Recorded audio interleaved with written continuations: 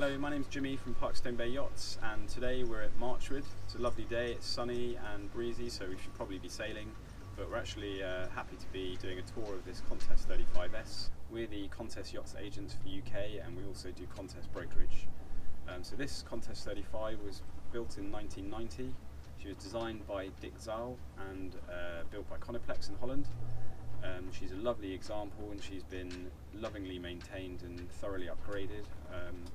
She's got relatively new electronics, B&G sails, which are Crusader, fairly new spray hood and covers. She's got an overall winter cover.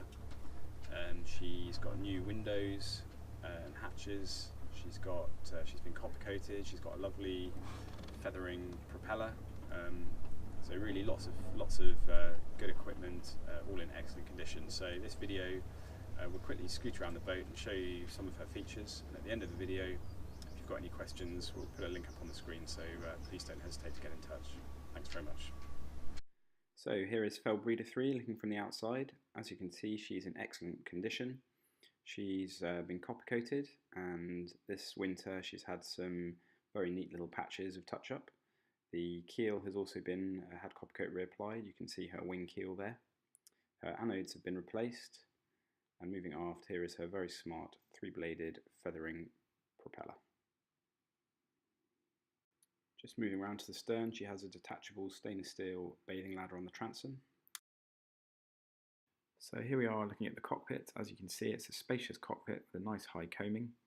It has plenty of storage with cave lockers on either side and also large cockpit lockers.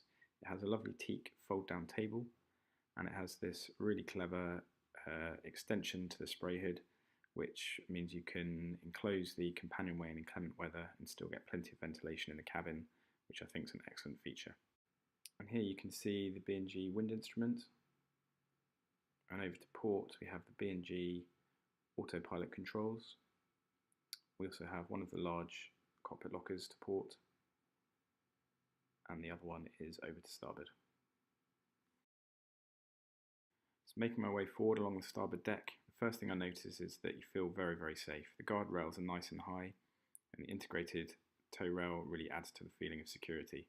The decks are wide, and it's very easy to make your way forward to the lovely flush foredeck.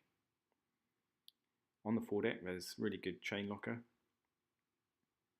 the electric windlass with its cover on, and nice easy access to the bow roller and also the furling gear for the genoa. So as we make our way back along the port deck, you'll have noticed that the decks are not teak, which in my opinion on a boat of this age is another real bonus. GRP decks are easier to clean and they are low maintenance. All the portholes in the superstructure have been replaced with these really nice opening windows. So here is another look at her lovely fixed windscreen with the spray hood. And as we pan forward, you'll see that all her reefing lines and halyards run aft under the protection of that spray hood.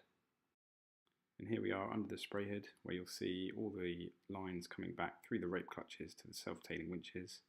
Having all these lines lit aft makes it very safe for short-handed sailing, as there is less need to go forward on deck. There is also excellent visibility of the two B&G multifunction sailing instruments and the B&G chart plotter. Now we will go and have a look down in the cabin. So as you can see, she has a fairly conventional layout down below with a V-berth forward. There is also a small heads in that cabin, a nice spacious main saloon with a fold-down table, a large forward-facing chart table to port, and a well-equipped galley to starboard. Behind the camera is a double aft cabin and also the main heads and shower. Let's take a closer look around. So starting with the double aft cabin, you'll see that it's located under the cockpit, but it has a very spacious feel, and it has this nice lee board running between the two berths. So really good for separating your kit, as well as obviously stopping you from rolling around in bed. There's plenty of light and stowage with a hanging locker, more cupboards, and there's also a heater outlet down there. As we make our way over to the port side and into the heads, as you can see, it's a Jabsco sea toilet with a nice sized hand basin and a pull-out tap for a shower. There's plenty of stowage behind all these lovely teak varnished doors, including this large hanging locker.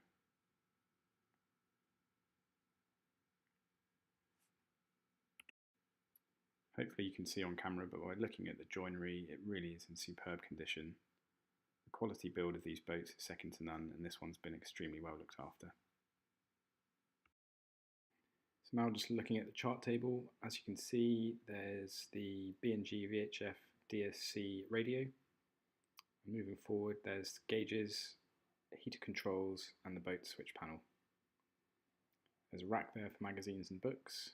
This radar we believe to be original, but it still works fine, and below it is a Navtex Weatherfax. And just here is a fairly old Philips GPS. Inside the chart table there's plenty of storage for logbooks and charts and other navigational essentials. Below the navigator's chair is more stowage, and there's even further stowage in this locker below the chart table. You can also see there a heater outlet.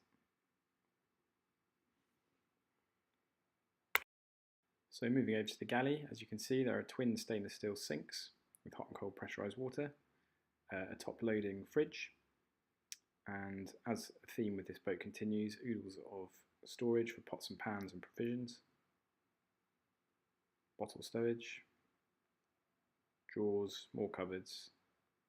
There's also a really nice stainless steel grab handle to make you secure when you're cooking, and a Plastimo Neptune oven with a grill and 2 burners on the hob.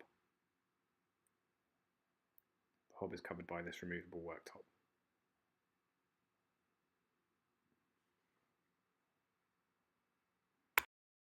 So moving into the saloon, there you can see that the table leaf folds down to create a walkway through to the forecabin. The upholstery is in really good condition and a nice neutral colour. The theme of good quality woodwork and storage continues in the saloon, and you can really see the quality construction of the boat. Here's a closer look at the windows which I mentioned were replaced a couple of years ago. So just before we walk into the forward cabin, as you can see, all the cabin lighting is LED. It's got a clock and barometer. Here we go into the forward V-berth cabin. Again, it's a spacious cabin, very well appointed with nice carpeted sides to make it cosy. Really good shelving for day-to-day bits and bobs running down both sides. More stowage space. And below this seat is a very useful Jabsco sea toilet. There's yet even more storage below the berths. And another useful hanging locker behind the cabin door. And then we work our way back into the main saloon. The access for the engine is below the companionway steps there. And here is the engine. She's a Volvo Penta 2003. She is the original. There's excellent access, and she is a 28 horsepower 3-cylinder diesel engine. When the current owner bought this boat, he had her compression tested, and all the results were absolutely fine, and the engine runs very well today. And that just about concludes our tour of Felbreda 3, the Contest 35S. All her details can be found on our website, which is parkstonebayyachts.com. You'll also find our contact details on there, so if you have any questions at all, please don't hesitate to get in touch. Thanks again.